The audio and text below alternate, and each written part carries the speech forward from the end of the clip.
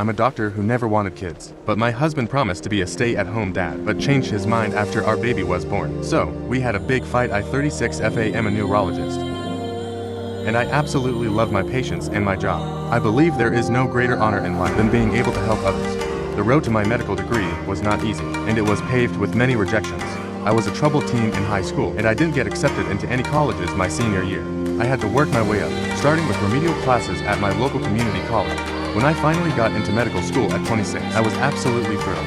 I met my husband 37 meters in my third year of medical school. We have been married for 4 years now. My husband works in marketing, and I make 3 times his salary. From the beginning of our relationship, I was very upfront that I was unsure about having biological children. My dream was always to adopt from foster care, and my husband seemingly understood this. However, after his befriend had a baby boy last year, he began to really press me on having children. I was initially very against this idea, because I was just beginning my career. I wanted to wait a few more years before revisiting the topic of children. In August of last year, I found out I was unexpectedly pregnant due to a condom breaking during sex. I was initially considering an abortion, but after many heartfelt conversations with my husband, we decided to keep the baby, and he would quit his job and stay home until our daughter was old enough to start preschool. There were several factors that went into our decision to have him stay home with our daughter. I make significantly more money than him, so financially, it just made more sense. I am in the first few years of my career as an attending physician. After 4 years of med school and a 4-year residency, I am just starting to practice on my own, whereas my husband has been in his career for 15 years. I was very clear. I had absolutely zero desire to stay home and be a housewife. I respect stay-at-home mothers, but my work is my life and I would go crazy at home all day. This just isn't a lifestyle I want whatsoever. Finally, I am not comfortable putting my child in daycare until she is old enough to express herself verbally. As a victim of a molestation when I was young, I just do not trust people enough to leave my daughter in the hands of strangers when she would be unable to report abuse/neglect. Our daughter is 9 weeks old today, and I am preparing to return to my practice in a few weeks. This weekend, I left my husband alone with our daughter while I attended a medical conference out of state. The conference was amazing, but when I returned home, my husband began acting weird. Today, when our daughter was napping, I pressed him to tell me what was wrong. He absolutely broke down and said he doesn't think he can do this. He expressed how trapped, alone, and overwhelmed he felt all weekend. He now wants me to extend my maternity leave, and is talking about trying to get his job back. This made me freak out, and I asked, well, what will we do with our daughter now? He responded by suggesting I leave my practice and work from home. I said absolutely not, and he suggested daycare. At this point, I just lost my shit and screamed. If I knew you were going to back out of your promise to take care of our daughter, I would have never had your child. I know I completely overreacted, and I would never trade our daughter for anything. I love her so much, but I am so upset with my husband, and I'm not sure how to move forward at this point. Additional information from OOP to address some health/medical issues. OOP. A few people have brought this point up, and I'm just going to address it. I started hormonal VC at 17 when I lost my virginity. Unfortunately for me, I'm the kind of woman who gets practically every single side effect. In the 3-page pamphlet, I tried a bunch of different kinds, but I eventually decided it was not for me.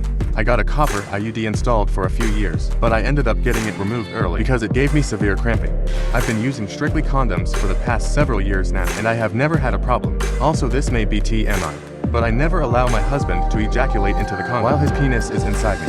This is for extra safety/peace of mind. Maybe to X a year, he will come to fast or unexpectedly and cannot pull out in time. The night we conceived my daughter, he came unexpectedly into the condom. I didn't think much of it because it happens occasionally, but now I'm really rethinking some things. Comments. Rob has replied. Comment or 1. How does a neurologist work from home? NTA. He's quite happy for you feel trapped, overwhelmed, and alone. Time for him to grow up. Oop. If I transition to AWFH role, I would likely have to give up caring for patients as a neurologist. I'd probably end up doing consulting work for a health insurance company. Sounds soul-sucking, I know. Comment or 2. Why in the world would you go to work after 9 weeks? Don't you have a year of paid maternity leave? Oop. Not in America. Honestly, you're lucky to get any paid maternity leave in this country. Commenter 3. NTA. But I would consider the red flags here. He wanted a child and you unexpectedly got pregnant. Now he wants to go back to work and the deal unexpectedly changed. Plus why he felt alone and overwhelmed when he stayed home. But seems no concern for you to stay home and surely feel the same. Update September 29th, 2024. Hi everyone, it's been a few months since I made my original post. I did not expect my post to get so much attention, and I was frankly overwhelmed by it. Thousands of comments and hundreds of DMs, and I even found my post screenshotted and uploaded on Twitter. To everyone who sent me kind and supportive DMs, thank you very much, I appreciate it more than you know. To those who sent me nasty DMs criticizing me as a mother, You are part of the reason why 40% of female doctors go part-time or leave medicine altogether within 6 years of completing their residencies. Women can want a career in a family, like men have had for hundreds of years. This does not make us evil monsters. To those who sent me DMs seeking medical advice, I am not comfortable giving medical advice over Reddit, and I sincerely hope that you find the care you need. To those questioning why I was not on birth control, I addressed this more in a separate comment, but hormonal birth control does not work for every woman. Even board certified of genes will testify to this. After trying my best with every birth control under the sun for nearly 10 years, I decided condoms and pull-out would be enough. Was this a stupid decision? Yes, but 40% of doctors are overweight. So, we aren't always the best at taking care of our own health. Regardless, I have no regrets. I love my daughter and would not change a thing. Okay.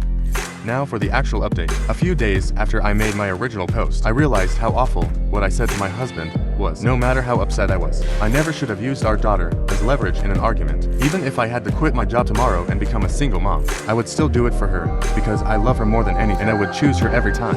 I still feel awful that I said this. It was truly a terrible thing to say. Another thing I dropped the ball on was not being more patient and accepting with my husband. For some context, my mother came from out of town to stay with us for the first 8 weeks. After I gave birth, my husband did contribute greatly. I'd honestly say they both did 50% of the work with a baby for the first week while I recovered after that. We split the work between the three of us. So, for him to go from two people, supporting him to being on his own for a whole week in a matter of about 10 days was obviously a huge shock, and I should have realized this. His complaints about feeling trapped, overwhelmed, and alone are the exact reasons why I have no desire to be a song.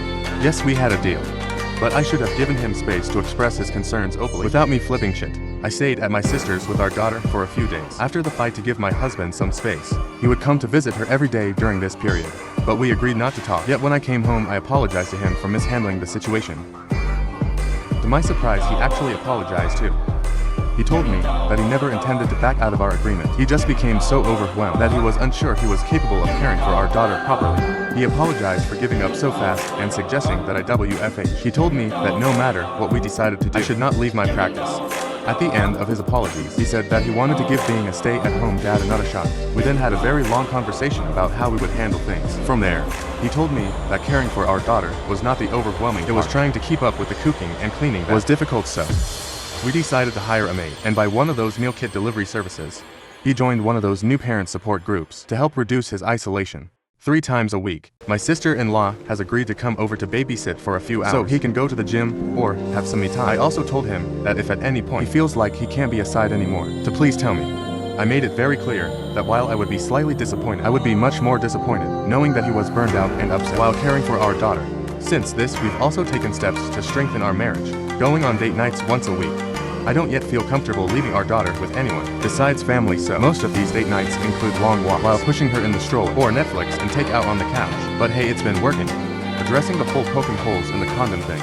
No, I do not think this happened. I honestly did not even bother asking my husband this. I felt that an accusation of this magnitude would be detrimental to our marriage, especially when it was already in such a fragile state. My husband has agreed to get a vasectomy, so we don't have any more happy accidents. He is scheduled for later this year, and we are abstaining from PIP. Until then, this whole situation has made me realize I needed to go back to therapy, and I've been seeing my therapist for about 6 weeks now. My CSA hadn't impacted my life for about 8 years prior to this, but having my daughter and dealing with postpartum anxiety has stirred up some really dark thoughts. I know that I am being overprotective due to my trauma, and I want to work through this so that I can be a good mother and a good partner. A lot of people told me to leave my husband, and I'm sure a lot of people reading this may think that I'm making a mistake. I know that I am not. My husband had a weak moment and broke down, but he does not have a pattern of being unreliable, dishonest, or unsupportive.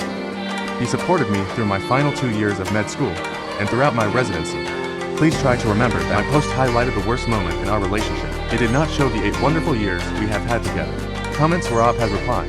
Commenter 1. Oh dear. This is all very step 4 to you. About a year into my husband and I dating, I was studying for the USM Step 2 exam. This is an absolute monster of an exam. 9 hours in 1 day testing you on all your clinical knowledge. Your residency match heavily relies on your Step 2 performance. Obviously, I was beyond stressed. About 6 weeks before my exam, my husband and I had dinner reservations for 8 p.m. I was exhausted and accidentally fell asleep at 6 p.m., standing him up for dinner. At 9 p.m., he knocked on my apartment door to see if I was okay, and I broke down. As soon as I opened the door, all the stress and anxiety came flooding out. I was sobbing in his chest, telling him that I could not finish medical school. He spent all night comforting me, and he continued to be there for me the entire time. He brought me meals twice a day so that I did not have to cook. Did my laundry every week, ran my errands, took care of my cat, and gave me many back massages because I spent so much time hunched over my textbooks. He emotionally supported me the entire time. He never let me lose sight of my dream and did everything he could to help me through my difficult time. This is who my husband is, and now I'm returning the favor. I am supporting him however I can as he makes this difficult transition into being a sod. Call me a Stepford wife all you want, but it's just not worth it to throw away my family over one horrible fight. Oop on if she will have any more kids, and if not, any procedures to be done. OOP no. My husband is getting a vasectomy. Tried copper IUD for a bit, but it gave my horrible periods. I am so sick of family planning being 100% on women. I do not want to deal with the side effects of hormonal birth control for another 10 years. When hubby has agreed to a quick outpatient procedure, next story, proposed to my girlfriend and started planning our wedding. But then she suggested a threesome with her crush, so I canceled our wedding. Now her family blaming me for it. So this is quite a long and sad story that I need to vent, as is really hard for me to deal with so far. I 24 meters. Recently proposed to my now ex-fiancé, 23F, after 2 years of dating. We met by mutual friends at work. We started talking as friends. We went on dates, and on New Year's Eve we officially started dating. During the beginning of our relationship, she mentions this guy Marvin. According to her, Marvin has always have a crush on her, and during the first months of our relationship, he texted her several times, asking her to leave me and give him a chance. We used to say how pathetic this guy was, and how she despises him for suggesting she would leave me for him. I must clarify, I'm nothing special. I'm a 5 feet 4 inches Asian nerdy guy. Time goes by, and after 2 years on dating, I decided to propose to her. So, on New Year's Eve I gave her the ring, and she say yes in front of her whole family. I have some money saved, she doesn't work. So I started looking for venues, catering invitations, decor, and everything. I spent a high amount of money, as her parents are not in the position to help with the expenses, and I have enough savings to go through this comfortably. One day while we're running errands, we started talking about having a threesome. We are in our 20s, so there's a lot of things we want to try. We discussed for a while on how we could find someone, and she quickly says, I have someone. I asked who, and say replies. With Marvin I know that was the first red flag, but I let it pass. I asked why him, and she just answered she was sexually attracted to him. I asked about why she would say she hate him first, and then choose him as her first option for a threesome, and she replies it's only a one-time thing. So I told her it was okay, but we needed to talk later to set rules, limits, and I would like to talk to him personally before giving the green light. During the next couple of days, she's acting really excited, and she comes to me, show me hotels and when are we going to meet with him, and how exciting everything is. I told her we need to talk things first. This is not as easy as it sounds, and we need to have some limits. After that she calmed down for a day or two, and starts to bring the subject up again. We reached a point where she insisted so much, and bring the subject up so many times. I ended up saying to her that she either calm down or no threesome is going to happen. She apologized and mentions I was right, something didn't feel right. That afternoon, we were having a nap, and while she was asleep, I went through her phone, and I found how she was cheating on me for a couple months now. They had been meeting while I was working, and she even sent them one of those BDSM tests you can find online to see if his kinks matched with hers. To say I was furious as an understatement. She woke up while I was checking the phone, and I confronted her. She started crying, saying she was sorry and how she didn't know what she was doing. I packed my things and stormed out to stay at a hotel. That night, I got a call from her parents, saying how I was ruining the engagement and acting as a baby, while I was the one who bring the topic of the threesome, and how her daughter wasn't at fault.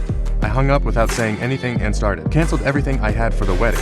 She called me the next day apologizing and asking me to come back. Her whole family is sending texts asking me to man up, as I was the one at fault in not breaking the engagement. Ada for canceling everything. Update the 1st of September 5th, 2024. Hey guys. Thanks for everyone's advice. I appreciate the support and the mean comments. Both perspectives were helpful. Now let me address just a few things before continuing. 1. My ex stopped working to go to college. We met at work, but she quit once we moved in together. TS. My now ex-fiancé told her parents we were breaking up because I suggested the threesome and got mad when she mentioned Marvin, and her parents believed her. 3. Yes. I needed reassurance to make sure I was not the one at fault. I've been conditioned all my life to be a doormat, so it's hard to stand for myself. Here's the update after seeing all your messages. I reached to my Filsa. We agreed to meet at a nearby mall to talk about the reasons why I broke the engagement. I did have a good relationship with him, as we both share the same interests and hobbies, so I figure we could have a conversation. We met, and even though he looked mad, he agreed to listen. I did. Took screenshots of the conversations my ex-fiancé had with Marvin, and I showed them to him after looking at everything he told me. My ex gave them a totally different story. According to what he told me, my ex went to them crying, saying I was breaking the engagement because I wanted to have a threesome. And once she picked Marvin as the third, I snapped at her. He also mentioned Marvin has been going to check on my ex since my ex has been staying with him. After we broke up, we went to my apartment, and packed all of her belongings to move her out. The ring was at the apartment as well, so I kept it. We're on our way to drop everything to her right now. I will keep you guys updated. Update the 2nd of September 15th, 2024. Hey guys, I'm back. I know you all have been waiting for this update. I had to create a new account because I got shadow banned on the other one. I apologize for the delay.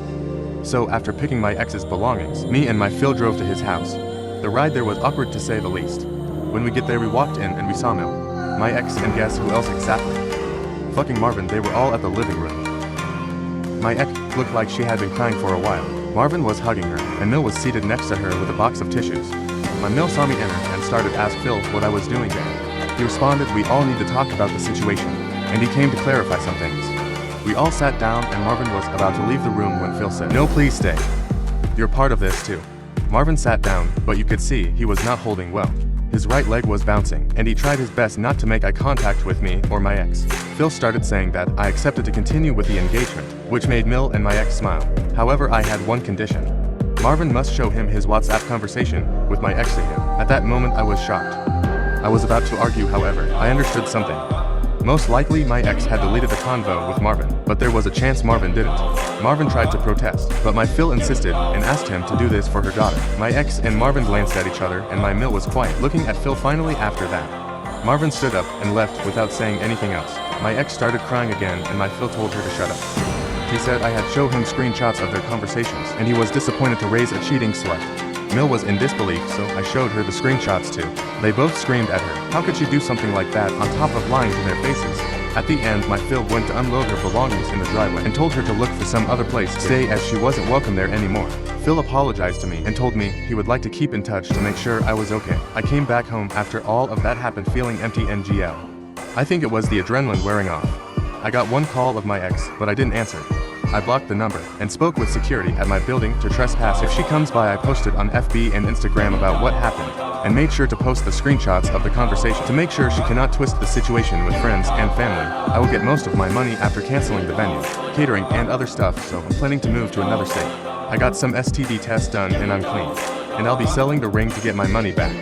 So far that's the update. I don't think I will update any more on this, but I want to thank everyone. Good and bad comments. Hopefully everything goes better now.